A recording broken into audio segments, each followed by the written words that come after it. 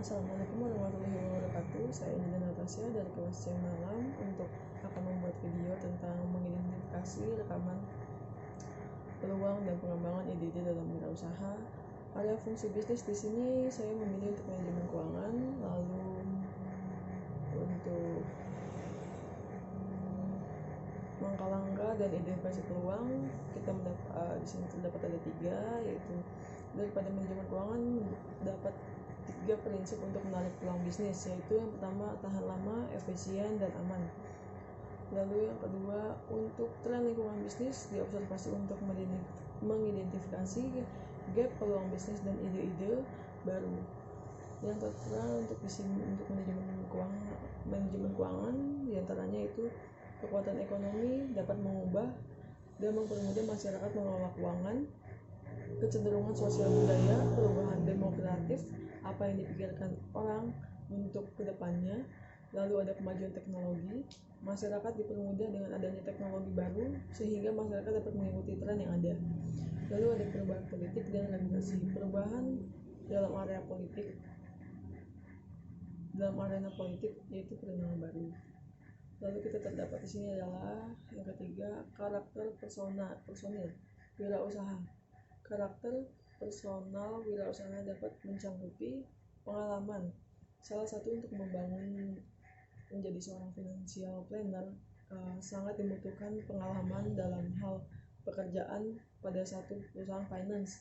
Pada sebelumnya kita sempat bekerja di suatu perusahaan finance, dan apa saja yang pernah kita alami, yang pernah kita lakukan bekerja selama di perusahaan tersebut, itu bisa sebagai menjadi pegangan moto kita untuk membangun bisnis sebagai financial planner, yaitu salah satunya pengalaman.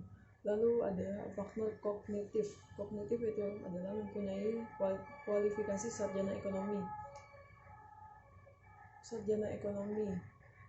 Salah satunya seperti lulusan kami dari STAIN, saya sendiri nanti akan menjadi sarjana ekonomi dan mungkin bisa menjadi seorang financial planner nanti ke depannya.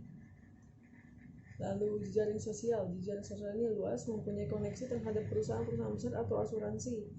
Nah, pada saat kita mempunyai pengalaman pekerjaan di satu perusahaan, manfaatkan waktu yang ada untuk mendapatkan koneksi dengan teman-teman, dengan jaringan sosial yang lainnya, dengan klien, untuk membentuk suatu kontak.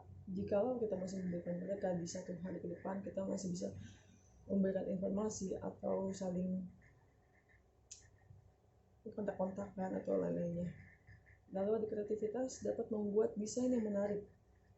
Desain sangat dibutuhkan untuk membangun financial planner ke depannya. Contohnya menggunakan bibit, reksadana, itu membutuhkan desain yang bagus untuk bagaimana caranya investor atau seseorang akan. Di sini ada kreativitas, yaitu dapat membuat desain yang menarik. Ini sangat penting, poin yang penting. Bagaimana kita mendapatkan investor atau orang dapat bisa kita kelola untuk melihat desainnya bagus atau tidak, desain menarik atau tidaknya. Lalu ada masalah di suatu sektor atau bidang yang diidentifikasi dapat menjadi peluang bisnis.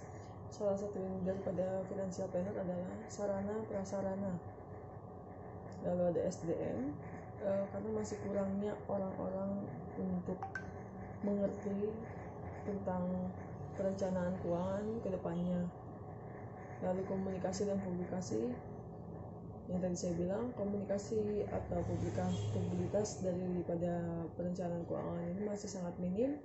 Lalu ada kebijakan dan peraturan yang berlaku dalam lingkup negara dan daerah. Lalu yang seterusnya, teknologi informasi yang memungkinkan turis mengakses banyak info soal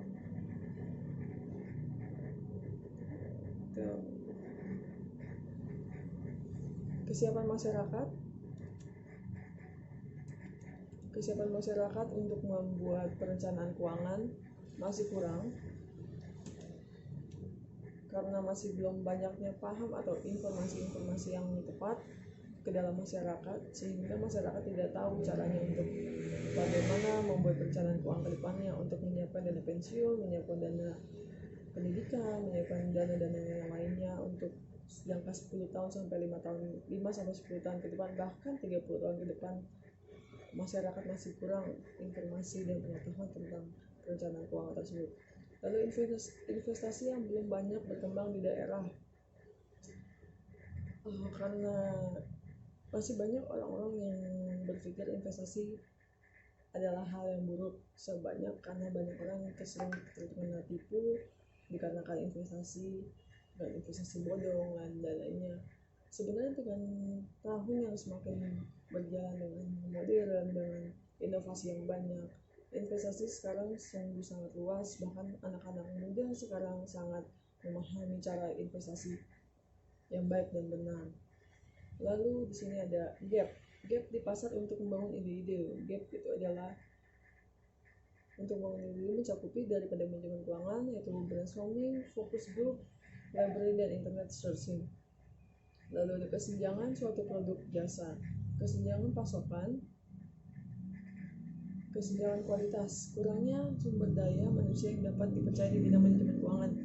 Lagi saya tekankan, karena masih banyak orang yang masih belum percaya untuk memberitahu sepenuhnya berapa banyak tabungan mereka, berapa banyak uang yang mereka punya, berapa banyak gaji mereka. Masih belum banyak orang yang mau terbuka untuk melakukan hal tersebut kepada seorang financial planner, karena banyak orang masih belum percaya.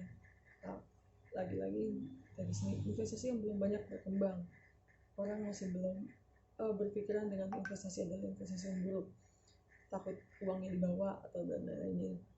Lalu ada kesenjangan akses, minimnya akses untuk melakukan investasi.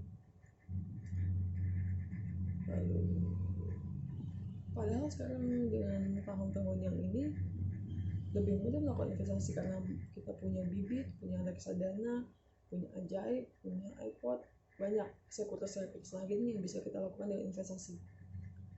Lalu strategi gap pasar, penetrasi pasar, menjual lebih banyak produk di pasar muda, lalu menjual produk yang ada di pasar baru, baik segmen geografis atau yang baru.